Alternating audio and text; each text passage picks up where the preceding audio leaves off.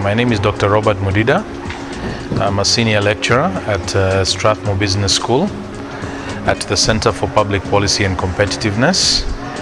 I also teach on the MBA program, and I'm also the academic director of the Center for Public Policy and Competitiveness.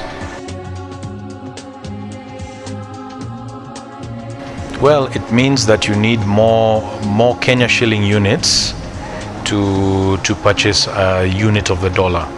So if previously, for example, you needed 90 Kenya Shillings to purchase a unit of the dollar, now you need 96 Kenya Shillings to purchase a unit of the dollar.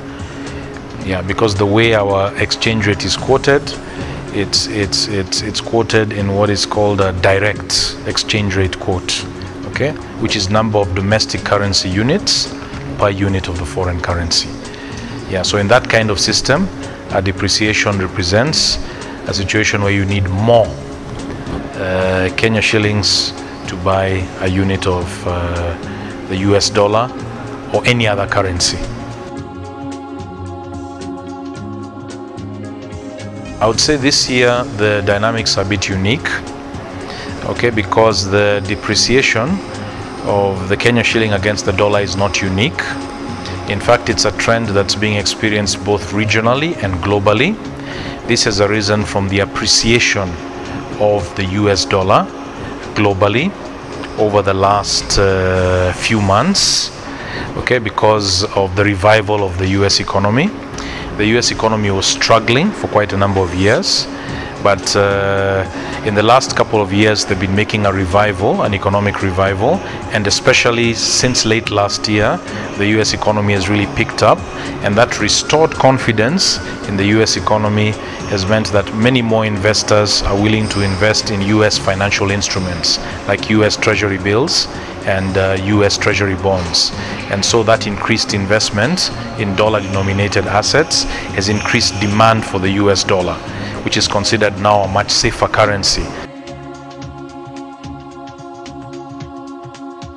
With the current decline of the Kenya Shilling against the dollar, or depreciation against the dollar, one of the options that the government has that it's considering is to get emergency assistance from the IMF, to get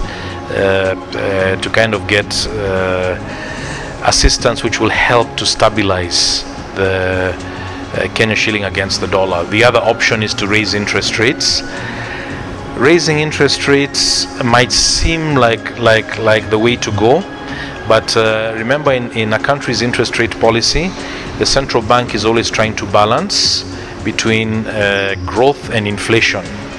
So if you raise interest rates too much, then you tend to stifle growth.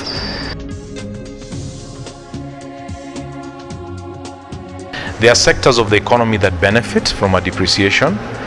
For example, exporters benefit because our goods become cheaper from the point of view of foreigners, and so goods that are responsive to decreased prices because of a depreciation of the Kenya Shilling against the dollar, like for example tourism potentially could experience some recovery, horticultural products could also potentially experience some recovery. So it's also an opportunity. So depreciation of the shilling potentially can boost exports, although it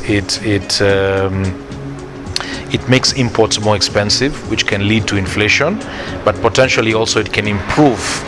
If there's responsiveness both on the export and import side, potentially it can improve our current account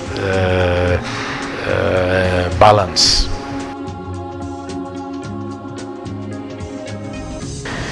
I anticipate that if the inflation rate goes above 10%, currently it's at about 7.5%, if it goes above 10%, most likely over the next few months, the Monetary Policy Committee is likely to raise the interest rate, the central bank rate. They met a few weeks ago, about 3 weeks ago, and they left the rate at 8.5% because they didn't anticipate that inflation will rise considerably.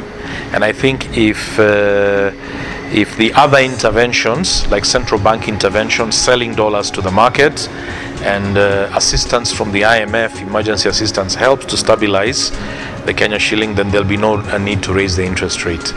I think now that growth prospects are improving, they'll be very reluctant to raise interest rates, because then that will raise the cost of borrowing, and it will reduce investment, which will reduce growth in turn.